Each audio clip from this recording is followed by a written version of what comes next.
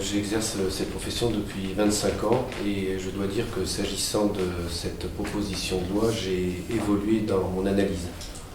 Au départ, je n'étais pas pour une pénalisation des consommateurs, des clients, parce que je pensais qu'elle serait totalement inefficace, difficile à mettre en œuvre, avec des moyens qui seraient des moyens limités pour l'État.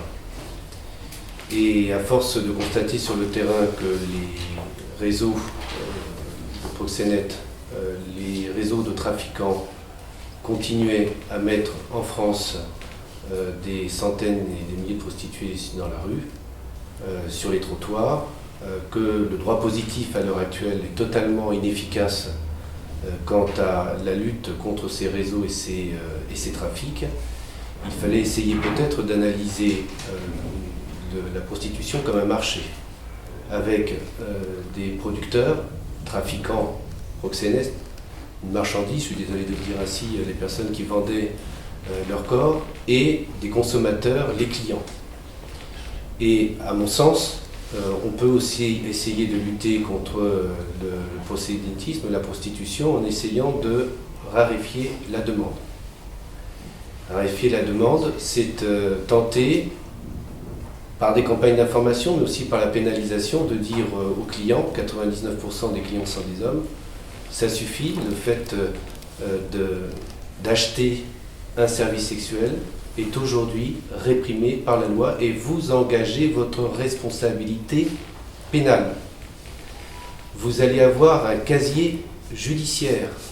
Ce casier judiciaire, vous allez devoir le communiquer dans le cadre de recherche d'emploi. Il y aura des audiences publiques. Vous serez non pas soumis à la vindicte publique, mais vous devrez assumer la responsabilité de cet achat de services sexuels.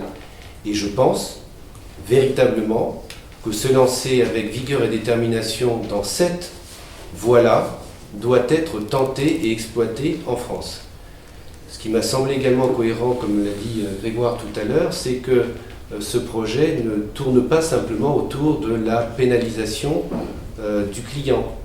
Il va y avoir une évaluation de l'efficacité de ce dispositif, puisque le texte de la proposition en l'état prévoit de refaire un point au bout de 18 mois. Ce qui est intéressant aussi, c'est que l'on va différer dans le temps l'entrée en vigueur de cette proposition de loi. Si le texte reste en l'état, la loi ne sera applicable que dans un délai de 6 mois à compter de sa promulgation. Et pendant ce délai de 6 mois, les pouvoirs publics, les associations, feront des campagnes de sensibilisation et d'information. Vous connaissez l'adage « Nul n'est censé ignorer la loi ». L'ensemble des citoyens et des citoyennes de ce pays seront informés de ce que cela veut dire que d'acheter un service sexuel au regard d'une loi nouvelle qui pénalisera ce comportement. Et puis, il n'y a, me semble-t-il, et c'est le juriste qui parle, rien d'extraordinaire à demander aux législateurs, aux lois, de fixer ce qui est plus conforme à la dignité humaine, plus conforme à la sécurité, plus conforme à la liberté et plus conforme à la santé. Je ne suis pas médecin, mais ce que je constate sur le terrain, je dirais directement et par le truchement de ma femme qui est avocate et qui fait beaucoup de défense du droit des étrangers, et qui donc se retrouve régulièrement devant la Commission nationale de droit d'asile, c'est que les personnes qui sont contraintes d'exercer, avec plein de guillemets, cette profession, sont psychologiquement et physiquement dans des états de santé qui sont très amoindris et très vulnérables. Donc il faut que cela cesse. C'est peut-être pas la solution miracle, mais en tout cas elle n'a jamais été essayée. Et à partir du moment où elle n'a jamais été essayée, il faut le tenter, il faut la tenter, et je pense que c'est une démarche rationnelle et pragmatique.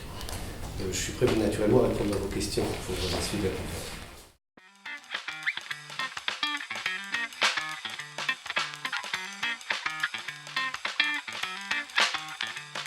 Откройте форточку. Откройте. Не бойтесь свежего воздуха. Прошу вас расстегнуть воротничок и ослабить пояс.